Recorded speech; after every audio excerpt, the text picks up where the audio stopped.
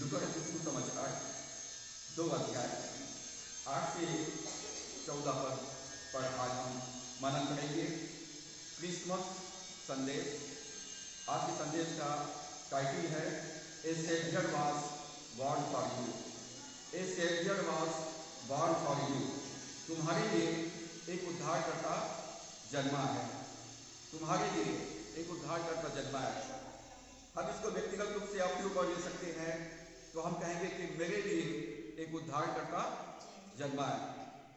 जब इस दुनिया में लोग बेसहारा हो जाते हैं या उनको कहीं से सहायता नहीं मिलती है तब वो व्याकुल होते हैं, परेशान होते हैं। लेकिन इस क्रिसमस के अवसर पर हमारे पास एक आनंद का सुसमाचार है कि तुम्हारे लिए एक उद्धारकर्ता जन्मा है। पूरे विश्व में क्रिसमस डे, क्रिस्ट जयंती सेलिब्रेट कर रहे हैं। अब प्रश्न है, क्रिसमस क्या है? क्रिसमस का मतलब क्या होता है? क्रिसमस का मतलब प्रभु मसीह का जन्मदिन, क्रिस्ट जयंती जिसको हम मनाते हैं। क्रिसमस इस दुनिया में परमेश्वर के पुत्र प्रभु मसीह के जन्म का उत्सव मनाने का समय है। जैसे हम सब अपना अपना बर्थडे मनाते हैं और बर्थडे में सामान्य रूप से घर में आनंद का माहौल होता है। लोग फुग्गा बांधते हैं, घर को सजाते हैं, केक काटते हैं और भी तरीके से वो आनंद को एक दूसरे के साथ बांटते हैं। और ठीक उसी प्रकार से ये क्रिसमस का जो समय है, हम अपने उद्धारकर्ता प्रभु मसीह का जन्मदिन मना रहे हैं। अब जन्मदिन को मनाने के लिए अक्सर लोग घरों में 1 महीने से पहले तैयारी करते हैं, घरों को सजाते हैं, नए कपड़े बनवाते हैं, बहुत सारे पकवान बनाते हैं और घर में खाना बनाते हैं, खिलाते हैं, खाते हैं और इस प्रकार से क्रिसमस डे मनाते हैं परंपरागत रीति से। परंतु क्या ऐसा क्रिसमस मनाने से सही मायने में हम क्रिसमस का आनंद ले पाते हैं? क्या सही मायने में हमारे जीवन में ऐसा करने के द्वारा से हम क्रिसमस को सही मायने में सेलिब्रेट कर पाते हैं? लूका 2 अध्याय 8 से 14 पद की कहानी, जिसमें स्वर्गदूत ने चरवाहों को क्रिसमस का संदेश दिया है। ये क्रिसमस क्या है, इसका पूरा सारांश जो है हम यहाँ लूका 2 अध्याय 8 से 14 पद में हम देख सकते हैं। क्रिसमस की मूल कहानी है जिसमें जिब्राइल स्वर्गदूत ने चरवाहों को संदेश दिया कि डरो मत, देखो मैं तुम्हें बड़े आनंद का सुसमाचार सुनाता हूँ। ये आनंद का सुसमाचार है जो सब लोगों के लिए होगा कि आज दाऊद के नगर में तुम्हारे लिए एक उद्धारकर्ता जन्मा है और यही मसीह प्रभु है। और इसका तुम्हारे लिए यह पता है कि तुम एक बालक को कपड़े में लिपटा हुआ और चढ़ी में पड़ा पाओगे। तब एकाएक उस स्वर्गदूत के साथ स्वर्गदूतों का दल परमेश्वर की स्तुति करते हुए और यह कहते दिखाई दिया, आकाश में परमेश्वर की महिमा और पृथ्वी पर उन मनुष्यों में जिनसे वह प्रसन्न है शांति हो। यहाँ पर क्रिसमस का 3 उद्देश्य है जो संदेश दिया गया। पहली बात, ये आनंद का सुसमाचार है, ये खुशी का समाचार है कि तुम्हारे लिए एक उद्धारकर्ता जन्म लिया है। ये उत्सव मनाने का समय है, ये शोक मनाने का समय नहीं परंतु उत्सव मनाने का समय है। दूसरा, ये मेल मिलाप करने का समय है। मनुष्य का संबंध परमेश्वर से टूट गया था। परमेश्वर इस पृथ्वी पर अपने लोगों से मेल मिलाप करने के लिए आया। प्रभु मसीह इस पृथ्वी पर हमारे साथ मुलाकात करने, संगति करने के लिए आया। जो संगति अदन की बाद में टूट गया था, उस संगति को पुनः स्थापित करने के लिए प्रभु मसीह आया है। क्रिसमस का जो समय है, पहली बात वो उत्सव मनाने का समय है। दूसरी बात, ये मेल मिलाप करने का समय है। यदि आज आप प्रभु का जन्मदिन मना रहे हैं तो अपने अपने पड़ोसी के साथ आप मेल मिलाप करें, अपने मित्रों को आप शुभकामनाएं भेजें जिन्होंने बीते हुए सालों में आपके साथ हो सकता है कि गलत व्यवहार किए हो या आपको चोट पहुंचाए हुए हो, तो ये समय है कि आप उनके साथ भी उनको क्षमा करके उनको प्रेम का संदेश आप दे सकते हैं। और तीसरा, ये उद्धार का समय है, छुटकारे का समय है। प्रभु यीशु मसीह इस दुनिया में मानव जाति के उद्धार के लिए आया, पापों से छुटकारा देने के लिए आया है। ये आपके मुक्ति का समय है।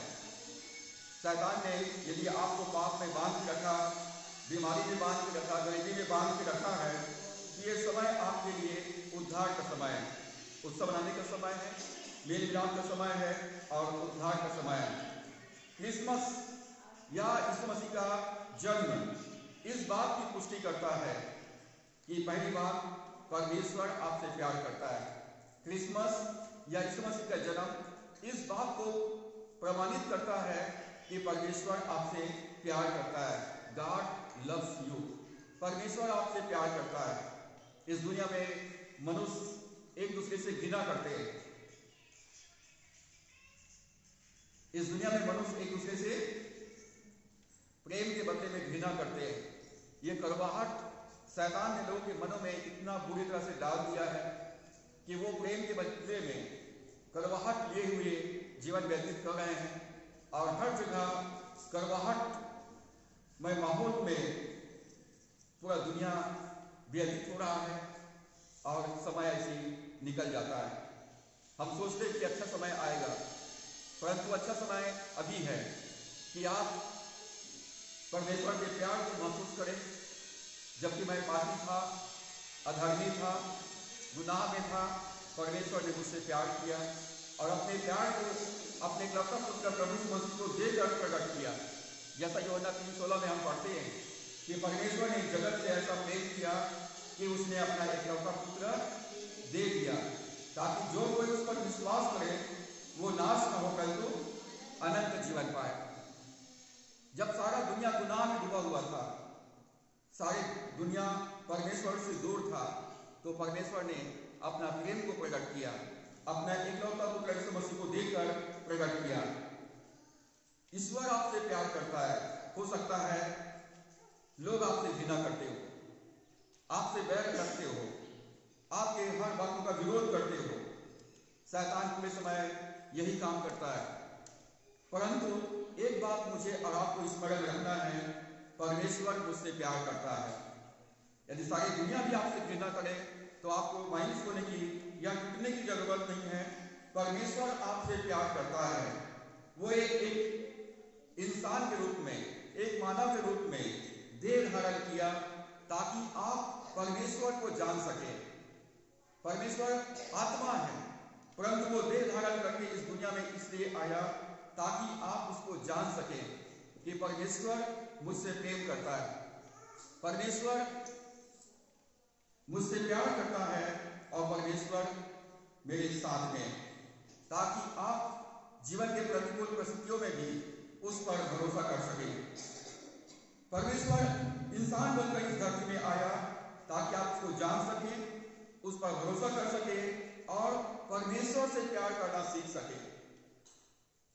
परमेश्वर ने जैसा हमसे प्यार किया, निस्वार्थ प्यार किया, वैसा ही प्यार परमेश्वर चाहता है कि हम एक दूसरे के साथ में करें। आज चारों तरफ बदले की भावना या कड़वाहट या बैर भावना चारों तरफ के माहौल में हम जी रहे हैं और ऐसी परिस्थितियों में हमको अपने परिवार से और अपने पड़ोसी से, अपनी कलीसिया से, अपने लोगों से कैसा प्यार करना है, ये प्रभु यीशु मसीह ने हमको सिखाया है। प्रभु यीशु मसीह अंतिम रात जिस रात को पकड़वाया गया, अपने चेलों से कहा, यदि आपस में एक दूसरे से प्रेम करोगे तो लोग जानेंगे कि तुम मेरे चेले हो। एक दूसरे से प्रेम करेंगे तो ये हम प्रकट करते हैं कि हमारे अंदर परमेश्वर का जीवन है, परमेश्वर का प्रेम है और परमेश्वर का स्वभाव है। और यदि आप घृणा करते हैं तो भी हम प्रकट करते हैं कि मेरा संबंध कड़वाहट से है, नफरत से है, घृणा से है, दुष्ट से है। जैसा कैन ने अपने भाई हाबिल से घृणा रखा और उसकी घृणा के कारण, बैर के कारण, ईर्ष्या के कारण उसने उसका हत्या कर दिया। और नया नियम में यूहन्ना बतलाता है कि उसका संबंध, उसका रिलेशन परमेश्वर से नहीं था, वो परमेश्वर को भेंट चढ़ाने आया था, परंतु उसका संबंध परमेश्वर से नहीं था, उसका संबंध दुष्ट से था, और दुष्ट का काम है दुष्टता करना। ये क्रिसमस हमको सिखाता है कि परमेश्वर हमसे प्रेम करता है, और इसलिए वो देहधारी हुआ ताकि हम उसको जान सके, उस पर भरोसा कर सके, और जैसा प्यार परमेश्वर ने हमसे किया है वैसा ही प्यार हम एक दूसरे से कर सके। प्रभु यीशु मसीह देहधारी ईश्वर है, उसने मानव का देह को धारण किया है। परमेश्वर प्रेम है। यदि एक शब्द में बताओ तुम्हारा परमेश्वर कैसा है, तो हम कहेंगे परमेश्वर प्रेम है। परमेश्वर ने हमसे प्रेम किया और अपने एकलौता पुत्र को हमारे लिए इस दुनिया में कुर्बान कर दिया।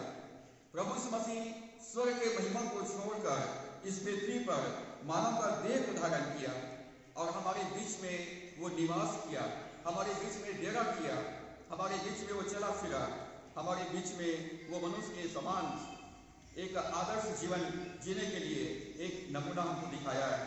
परमेश्वर हमारे आचरण के अनुसार हमसे प्रेम नहीं करता है। परमेश्वर हमारे आचरण के अनुसार या हमारे व्यवहार के अनुसार हमसे प्रेम नहीं करता है, परंतु परमेश्वर अपने स्वभाव के अनुसार प्रेम करता है। चाहे मनुष्य कितना भी पापी हो, कितना भी दुष्ट हो, कितना भी वो बुरा काम करे, परंतु परमेश्वर उनसे घृणा नहीं करता है। परमेश्वर का स्वभाव है प्रेम, और परमेश्वर अपने स्वभाव के अनुसार वो हमसे प्रेम करता है। तो एक बात मुझको और आपको इस क्रिसमस के अवसर पर जानना है, परमेश्वर मुझसे प्रेम करता है। यशायाह 7 अध्याय और उसके 14 पद में यहाँ पर यशायाह जो है प्रभु के जन्म से 400 साल पहले ये भविष्यवाणी किया था, इस कारण प्रभु आप ही तुमको एक चिन्ह देगा, सुनो एक कुमारी गर्भवती होगी और पुत्र जनेगी और उसका नाम इम्मानुएल रखेगी। परमेश्वर ने हमको अपने प्रेम का चिन्ह दिया है। परमेश्वर ने अपने प्रेम का प्रमाण दिया कि वो इस धरती पर मानव का देह धारण करके हमारे बीच में आ गया, अर्थात ईश्वर हमारे साथ। अब ईश्वर हमारे साथ में है। प्रभु यीशु मसीह इस दुनिया में 33.5 वर्ष तक मनुष्य के समान चला फिरा। लोगों ने उसको अपनी आंखों से देखा, कानों से सुना, हाथों से छुआ और प्रभु की शिक्षाओं को सुना और परमेश्वर की महिमा वो लोग किए। परमेश्वर हमारे साथ में, इम्मानुएल का मतलब होता है ईश्वर हमारे साथ। तो परमेश्वर हमारे साथ है तो हमको डरने की जरूरत नहीं है। स्वर्गदूतों ने जो संदेश दिया उसका पहला वर्ड था डरो मत, डरो मत। मैं तुम्हें बड़े आनंद का सुसमाचार सुनाता हूं जो सब लोगों के लिए है कि आज रात दाऊद के नगर में तुम्हारे लिए एक उद्धारकर्ता ने जन्म लिया है। अब वो हमारे साथ में, यदि ईश्वर हमारे साथ में है तो उसका एक चिन्ह है। यशायाह 8 अध्याय उसके 10 पद में लिखा है, तुम युक्ति करो तो करो परंतु वो निष्फल हो जाएगी। इस संसार के लोग हमारे विरोध में कितना भी युक्ति करें, कितना भी वो हमारे विरोध में काम करे, परंतु वो निष्फल हो जाएगी। तुम कुछ भी कहो, हमारे विरोध में चाहे कितना भी अनर्गल बातें वो बोले, परंतु तुम्हारा कहा हुआ ठहरेगा नहीं, क्योंकि परमेश्वर हमारे संग है। जिस प्रकार से कमल कीचड़ में खिलता है और उसी प्रकार से इस संसार में चाहे कितना भी कड़वाहट हो, कितना भी नफरत हो, कितना भी अंधविश्वास हो, कितना भी पाप हो, परंतु मसीह विश्वासी लोग उन सब के बीच में परमेश्वर के प्रेम में होकर वो जीवन व्यतीत करेंगे और प्रेम को लेकर चलने पाएंगे। तो पहली बात, परमेश्वर आपसे प्रेम करता है। प्रभु यीशु मसीह का देह धारण क्रिसमस इस बात की पुष्टि करता है कि परमेश्वर आपके साथ है। God is with you. ईश्वर आपके साथ है। जीवन के हर परिस्थितियों में परमेश्वर आपके साथ में है। भजन संहिता 139 अध्याय 7 से 10 पद में दाऊद कहता है, परमेश्वर तू मेरा उठना बैठना जानता है, मेरे सोचना विचारने को दूर से समझ लेता है, मैं तेरी आत्मा से भागकर किधर जाऊं। दाऊद कहता है, परमेश्वर मैं तेरी आत्मा से भागकर किधर जाऊं। यदि मैं आकाश में चढ़ूं तो तू वहां है, अधोलोक में जाऊं तो तू भी वहां पर है। यदि मैं समुद्र के पार चला जाऊं तो तू वहां पर है।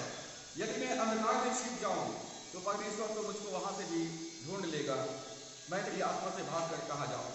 इसका मतलब है परमेश्वर हर जगह मौजूद है। वो स्वर्ग में भी है, वो अधोलोक में भी है, वो समुद्र के पार में भी है और वो अंधकार में भी है।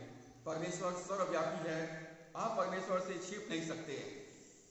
दूसरे शब्दों में, चाहे आप कुछ भी महसूस करें इस दुनिया में, चाहे आप कुछ भी महसूस करें, परमेश्वर आपसे दूर नहीं है। परमेश्वर आपके नजदीक में है। परमेश्वर आपके पास में ही है। आप कभी भी अकेले नहीं हो सकते। आप कभी भी अकेले नहीं होते हैं, क्योंकि ईश्वर आपके साथ में है। उसने वायदा किया है, मैं तुम्हें कभी भी अनाथ नहीं छोड़ूंगा। यूहन्ना रचित सुसमाचार 14 अध्याय उसका 18 से 20 पद को हम पढ़ेंगे। यूहन्ना रचित सुसमाचार 14 अध्याय 18 से 20 पद। मैं तुम्हें अनाथ नहीं छोड़ूंगा, मैं तुम्हारे पास आता हूँ। और थोड़ी देर रह गई है कि फिर संसार मुझे ना देखेगा, परंतु तुम मुझे देखोगे, इसलिए कि मैं जीवित हूँ, तुम भी जीवित रहोगे। उस दिन तुम जानोगे कि मैं पिता में हूँ और तुम मुझ में और मैं तुम में। प्रभु ने कहा, मैं तुम्हें अनाथ नहीं छोड़ूंगा, मैं तुम्हारे पास आता हूँ। परमेश्वर देह धारण करके हमारे पास आया, हमारे बीच में डेरा किया, हमारे पापों के लिए, अधर्मों के लिए क्रूस पर अपना प्राण दिया। हमारे लिए वो गाड़ दिया गया और हमारे लिए मुर्दों में से जी उठा, स्वर्ग पर उठा दिया गया, पिता के दाहिनी ओर बैठ गया और वहां से पवित्र आत्मा के रूप में हमारे बीच में आ गया। अब वो हमेशा हमारे जीवन में मौजूद है, हर जगह मौजूद है। पवित्र आत्मा के रूप में परमेश्वर हर जगह मौजूद है। प्रभु ने कहा कि संसार मुझे नहीं देखेगा, संसार के लोग मुझको नहीं देखेगा, परंतु तुम मुझे देखोगे, तुम मुझको देखोगे। संसार प्रभु यीशु मसीह को नहीं देख पाएगा, लेकिन आप प्रभु यीशु मसीह को देखेंगे और तुम जानोगे, देखोगे भी और जानोगे भी कि मैं पिता में हूं और पिता मुझ में है, और मैं तुम में हूं और तुम मुझ में हो। मतलब इस संगति को जानोगे कि अब हमारी संगति पिता, पुत्र और पवित्र आत्मा के साथ में हो गया है। आप परमेश्वर की महिमा को अपने जीवन में आप देखेंगे अपनी आंखों से और उसको महसूस करेंगे। आप कभी भी अकेले नहीं होते हैं, क्योंकि परमेश्वर आपके साथ में है। प्रभु ने कहा, मैं जीवित हूं, इसलिए तुम भी जीवित रहोगे। इस संसार में आप जीवित रहेंगे और परमेश्वर की महिमा अपने जीवन से करने पाएंगे। प्रभु ने कहा, मैं पिता में हूं और तुम मुझ में हो और मैं तुम में हूं। मतलब अब हमारी जो संगति है प्रभु यीशु मसीह के द्वारा से परमेश्वर के साथ हो गया है, पिता के साथ में हो गया है, पुत्र के साथ में हो गया है, पवित्र आत्मा के साथ में हो गया है।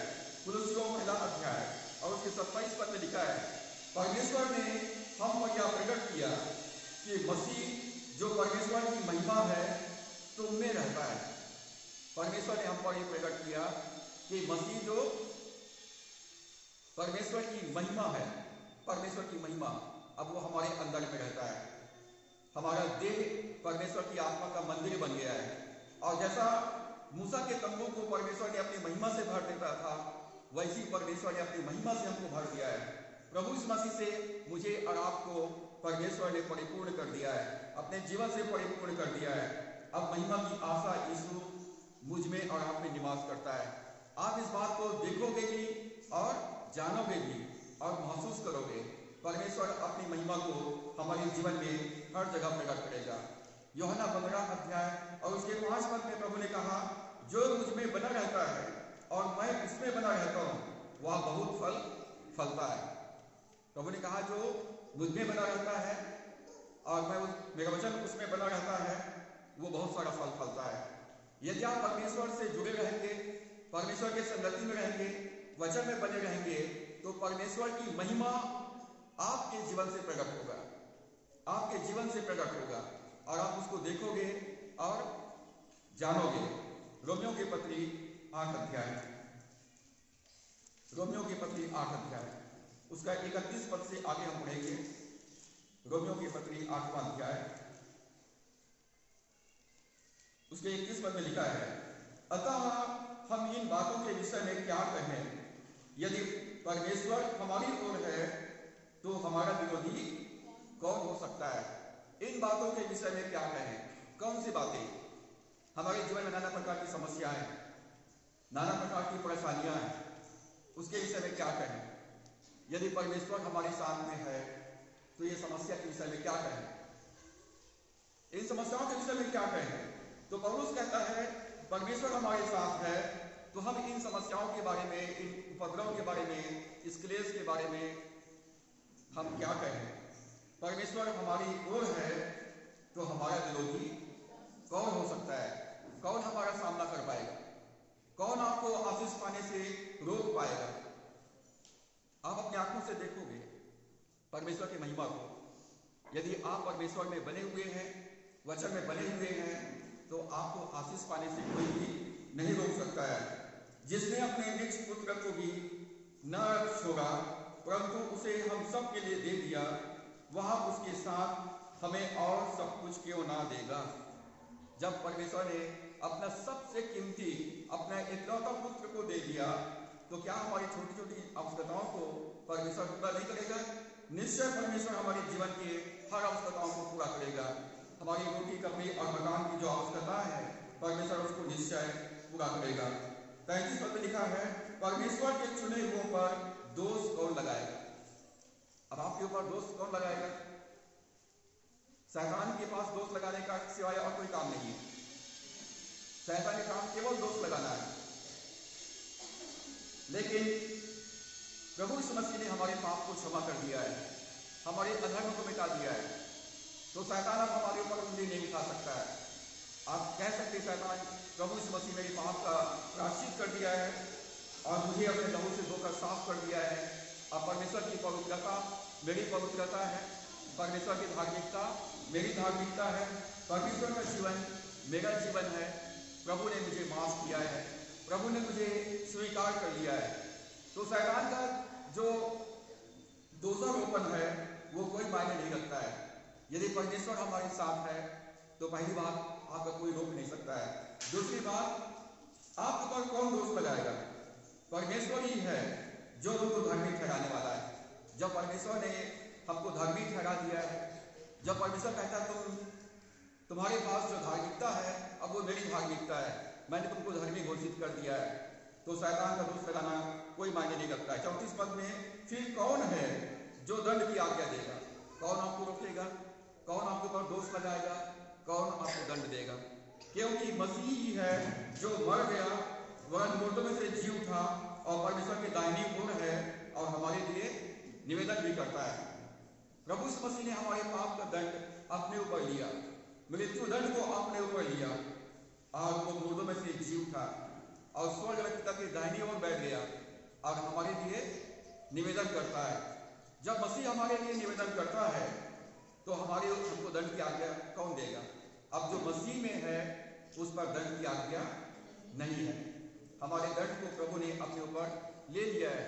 तो अपने प्रतिदिन के जीवन में आप परमेश्वर की महिमा को देखेंगे, कोई आपको रोक नहीं पाएगा। कोई आपके ऊपर दोष लगाएगा तो वो खारिज हो जाएगा, निष्फल हो जाएगा और कोई आपको दंड नहीं दे सकेगा, क्योंकि प्रभु यीशु मसीह ने आपको ग्रहण किया है। 35 पद में, कौन हमको मसीह के प्रेम से अलग करेगा?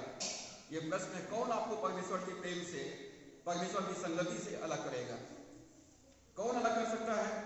क्या क्लेश, क्या संकट, क्या उपद्रव, क्या अकाल, क्या महंगाई, क्या जोखिम, क्या तलवार? कौन आपको परमेश्वर के प्रेम से अलग कर सकता है? जब परमेश्वर आपके साथ है, आपका कोई सामना नहीं कर सकता है। जब परमेश्वर ने आपके अपराध को माफ किया है तो किसी का दोष लगाने से कोई फर्क नहीं पड़ता है। जब परमेश्वर ने हमें स्वीकार किया है, हमारे दंड को प्रभु ने अपने ऊपर ले लिया है, तो अब हम दंड के नहीं परंतु रिवार्ड, प्रतिफल के, महिमा के, मुकुट के अधिकारी हैं। हमको कोई परमेश्वर के प्रेम से अलग नहीं कर सकता है। 37 पद में, परंतु हम सब बातों में जीवन में जो भी तंगी, मुसीबत, क्लेश, उपद्रव, निंदा, अपमान है, उन सब बातों में क्या कहें? परमेश्वर जिसने हमसे प्रेम किया है जयवंत से भी बढ़ करके हैं।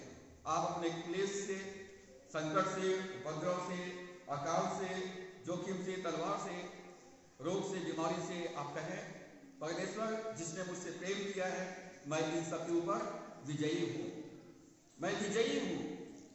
मेरे लिए ये सब कोई मायने नहीं रखता है। परमेश्वर जिसने मुझसे प्रेम किया है उसके पुत्र यीशु मसीह इन सब के ऊपर विजयी हुआ है और प्रभु यीशु मसीह का विजय मेरी विजय है। इफिसियों 6 अध्याय 10 से 13 पद को हम पढ़ते हैं तो वहां पर लिखा है, निदान प्रभु में और उसकी शक्ति के प्रभाव में बलवंत बनो। प्रभु में और उसके शक्ति के प्रभाव में बलवंत बनो। अब हमको कमजोर नहीं रहना है। हमने देखा कि परमेश्वर हमसे प्रेम करता है और दूसरी बात, परमेश्वर हमारे साथ में है। तो हमको प्रभु के साथ में रहते हुए मजबूत बनना है, वचन में मजबूत बनना है, प्रार्थना में मजबूत बनना है, संगति में मजबूत बनना है, परमेश्वर की सेवा में मजबूत बनना है। यदि हम परमेश्वर के संगति में रहेंगे तो हम एक आत्मा हो जाएंगे। जो प्रभु के संगति में रहता है वो एक आत्मा हो जाता है। अब हम अलग अलग नहीं है परंतु एक आत्मा है। परमेश्वर पिता, परमेश्वर पुत्र, परमेश्वर पवित्र आत्मा और मैं, चारों अब क्या है? एक आत्मा हो गए, एक आत्मा हो गए। और प्रभु यीशु मसीह ने पाप के ऊपर, गरीबी के ऊपर, बीमारी के ऊपर, मृत्यु के ऊपर विजय प्राप्त किया। वो विजय अब हमारा विजय है। हमारा जो लड़ाई है, हमारी जो मल युद्ध है वो मांस और लहू के साथ में नहीं है, शरीर के साथ में नहीं है, परंतु आत्माओं के साथ में। हमारा जो विरोधी है वो अदृश्य है, वो दिखाई नहीं देता है, लेकिन हम लोग जो दिखता है उनसे लड़ने लग जाते हैं। हमारा शत्रु अदृश्य है, क्योंकि हमारा यह मलयुद्ध मांस और लहू के साथ में नहीं, परंतु अधिकारियों के, प्रधानों के साथ, अधिकारियों के साथ, इस संसार के अंधकार खादिनों के साथ और दुष्टता की आत्मिक सेनाओं के साथ में है। आपका शत्रु आत्मिक है। आपका विरोध करने के लिए शत्रु जो है वो आत्मिक है, अदृश्य है, वो आपको दिखाई नहीं दे रहा है। और इसलिए बाइबल हमको सिखाती है कि प्रभु में मजबूत बनो, प्रभु में बलवंत बनो। हमारा युद्ध आत्मिक है, इसलिए हमको आत्मिक हथियारों को धारण करना है। आत्मिक हथियार, यदि आपके पास हथियार नहीं है और आपको हथियार चलाना नहीं आता है तो निश्चय आपका शत्रु आपको पराजित कर देगा। यदि आप अपने साथ हथियार नहीं रखे हैं और आपको हथियार चलाना नहीं आता है तो आपका पराजय निश्चित है। तो परमेश्वर ने हमको हथियार दिया है। पहला हथियार क्या दिया है? प्रभु ने कहा जो मुझ पर विश्वास करते हैं, बपतिस्मा लेते वो उद्धार पाएंगे। और मैं उनको अपना नाम देता हूँ कि अब वो मेरे नाम से दुष्ट आत्मा को निकालेंगे, मेरे नाम से बीमारों पर हाथ रखेंगे और वे चंगे होंगे, मेरे नाम से तुम आशीष दोगे और वो आशीषित होंगे।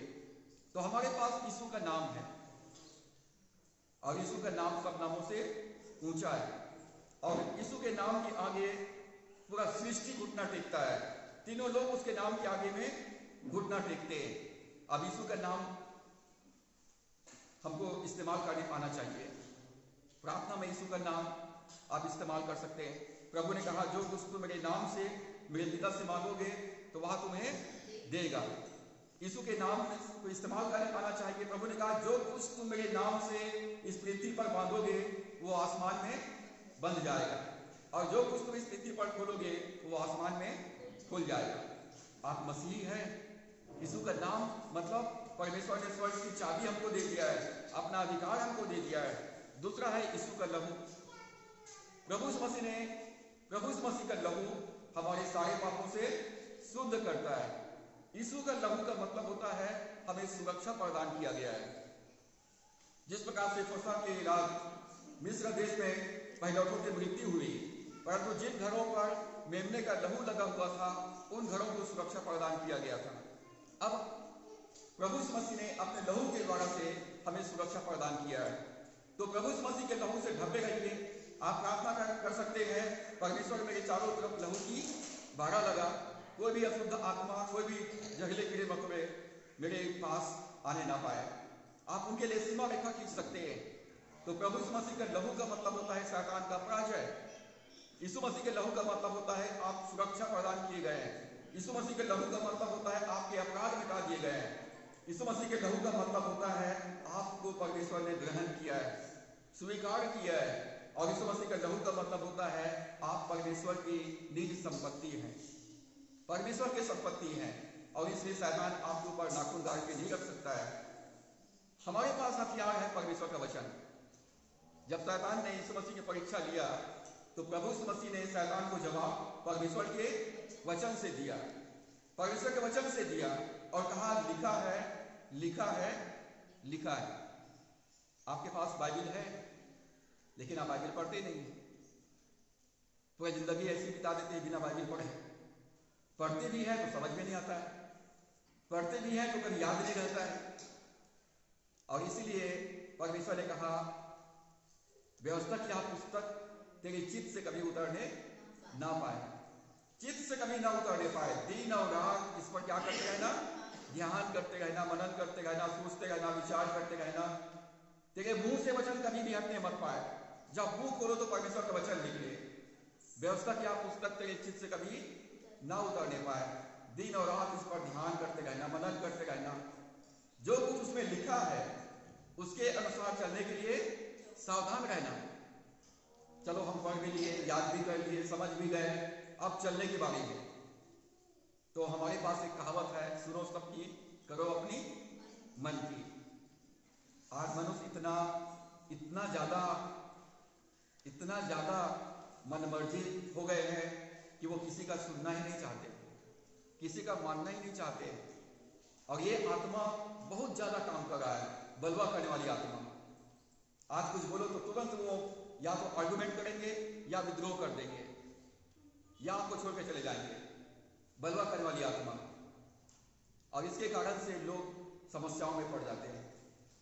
परंतु जब वचन को हम पढ़ते हैं, उसको अध्ययन भी करें, उसको मनन करें, उसको अपने हृदय में रखें, वचन को अपने मुंह से अंगीकार करें, और जो कुछ वचन को हम पढ़े, सुने, विश्वास किए, अब उसको चलने के बारे में।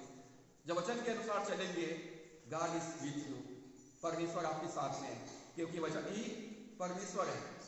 आदि में वचन था, वचन परमेश्वर के साथ था और वचन परमेश्वर था।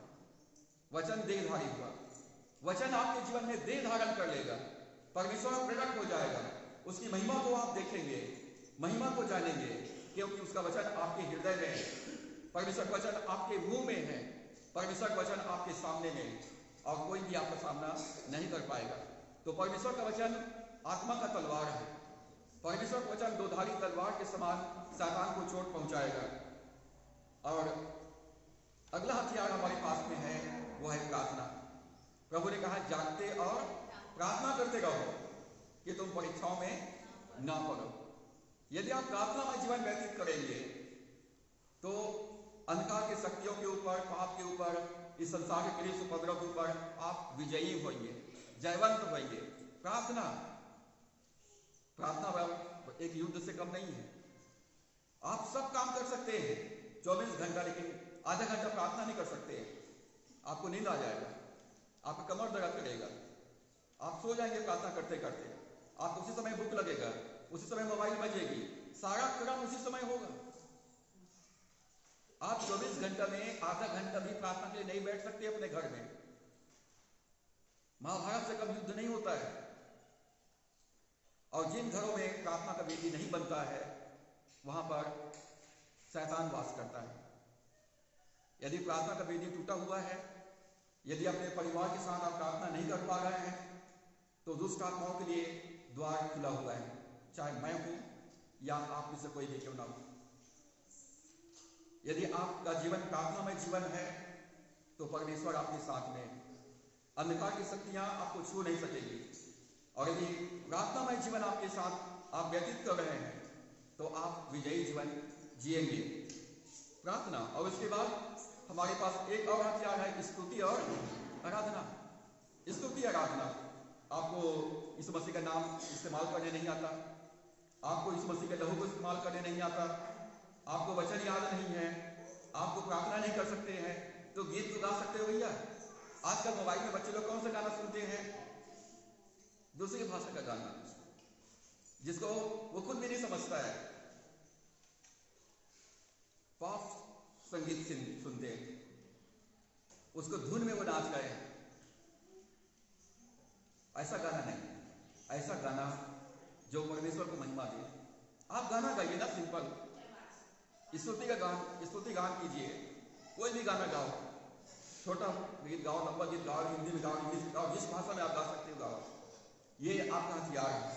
तो ये 5 हथियार हमारे पास में है। ये हथियार को अभ्यस्त हो जाइए और अपने पास हमेशा रखिए। यीशु का नाम, यीशु का लहू, परमेश्वर का वचन, प्रार्थना और स्तुति और आराधना। रोमियो 16 अध्याय और उसके 20 पद में लिखा है, शांति का परमेश्वर शैतान को तुम्हारे पांव तले शीघ्र कुचलवा देगा। जब ये हथियार लेकर चलेंगे आप, जब हथियार चलाने में आप महारत हासिल कर लेंगे, तो शांति का परमेश्वर, वो शांति का राजकुमार है, शांति स्थापित करने के लिए आया है। शैतान आतंक मचा के रखा हुआ है। परमेश्वर आपके पांव तले शैतान को कुचलवा देगा। आपकी प्रार्थना के द्वारा से, आपकी स्तुति आराधना के द्वारा से, आपके वचन के द्वारा से शैतान के सर को परमेश्वर कुचल देगा। पहला पत्रस 5वां अध्याय, पहला पत्रस 5वां अध्याय और उसके 9 और 10 पद को हम पढ़ेंगे। पहला पत्रस 5 अध्याय 9 और 10 पद।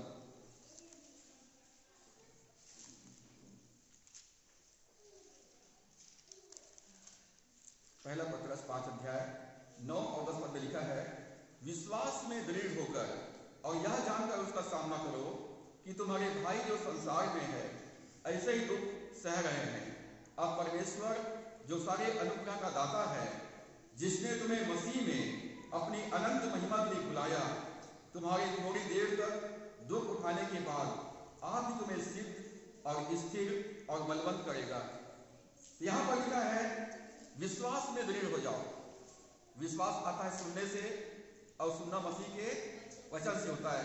आपके पास मोबाइल है, इंटरनेट सुविधा है, यूट्यूब है आपके पास, एंड्रॉइड टीवी है आपके पास, 24 घंटे वचन को सुन सकते हैं। हम दुनिया भर के प्रोग्राम सुनेंगे, लेकिन वचन नहीं सुनेंगे,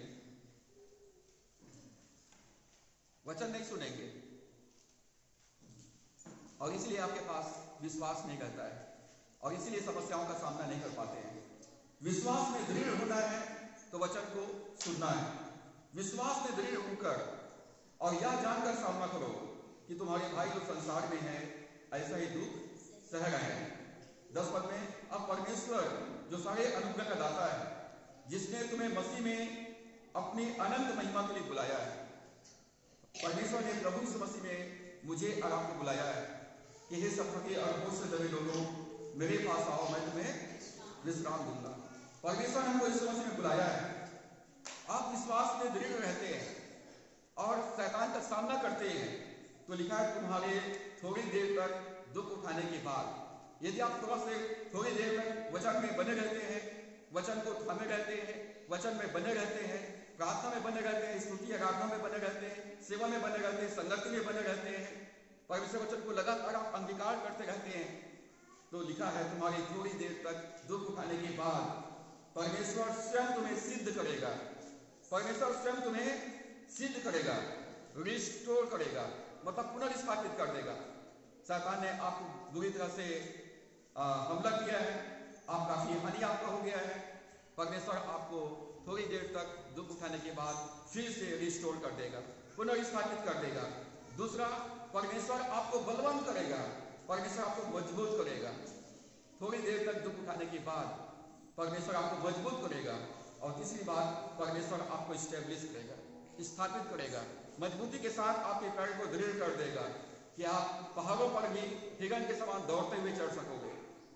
यदि आप विश्वास में मजबूत होते हैं तो परमेश्वर आपको सिद्ध करेगा, पुनर्स्थापित करेगा, परमेश्वर आपको मजबूत करेगा और परमेश्वर आपके पैरों को दृढ़ कर देगा। तो इस क्रिसमस में प्रभु मसीह का जन्म इस बात की पुष्टि करता है कि परमेश्वर आपसे प्यार करता है। दूसरी बात, परमेश्वर आपके साथ में है। और तीसरी बात, गॉड इज फॉर यू, परमेश्वर आपके लिए, परमेश्वर मेरे लिए, वो मेरे लिए आया, मेरे लिए जिया, मेरे लिए दुख उठाया, मेरे लिए मारा गया, मेरे लिए गाड़ा गया और मेरे लिए मुर्दों में से जी उठा है। वो मेरे लिए जीवित है। प्रभु ने कहा मेरे बच्चों मैं जीवित हूं, इसलिए तुम भी जीवित रहोगे। ईश्वर आपके लिए, प्रभु यीशु मसीह आपके लिए, आप कहें मेरे लिए यीशु मसीह देह धारण किया। यूहन्ना 3 अध्याय 17 पद, यूहन्ना सुसमाचार 3 अध्याय उसका 17 पद को हम पढ़ेंगे। तो यहाँ लिखा है, परमेश्वर ने अपने पुत्र को जगत में इसलिए नहीं भेजा कि जगत का दंड की आज्ञा दे, परंतु इसलिए कि जगत उसके द्वारा उद्धार पाए। प्रभु यीशु मसीह इस दुनिया में काहे के आया? हमको दंड देने के लिए नहीं आया, हमको सजा देने के लिए नहीं आया, परंतु हमारा उद्धार करने के लिए आया है, हमारा उद्धार करता बन करके आया है। और स्वर्गदूत ने यही संदेश सुनाया कि बड़े आनंद का सुसमाचार है जो सब लोगों के लिए, सारे मानव जाति के लिए, सारे देश के, सारे जाति, सारे धर्म, सारे लोगों के लिए है कि तुम्हारे लिए एक उद्धारकर्ता ने जन्म लिया है। और उसका तुम्हारे लिए पता है कि तुम एक बच्चे को कपड़े में लिपटा हुआ और गौशाले में चढ़ने में पड़ा हुआ पाओगे। प्रभु यीशु मसीह हमें पापों से बचाने के लिए आया है, पाप के बंधन से हमें स्वतंत्र कर दिया है, पाप के बंधन से आजाद कर दिया है। आप आजाद हो हर एक पाप से, हर एक बीमारी से, गरीबी से, श्राप से आप आजाद हो। आपको मुंह से डिक्लेयर करना है, घोषणा करना है कि प्रभु यीशु मसीह में अब मैं स्वतंत्र हूँ। आपको लड़ने की जरूरत नहीं है, संघर्ष करने की जरूरत नहीं है। प्रभु यीशु मसीह ने युद्ध लड़ा और जय पाया। यीशु मसीह का विजय मेरी विजय है। भजन संहिता 27 अध्याय, भजन संहिता 27 अध्याय, Psalm 27। यहां पर पहला ही पद में भजनकार कहता है, दाऊद का भजन है, यहोवा परमेश्वर मेरी ज्योति और मेरा उद्धार है, मैं किससे डरूं।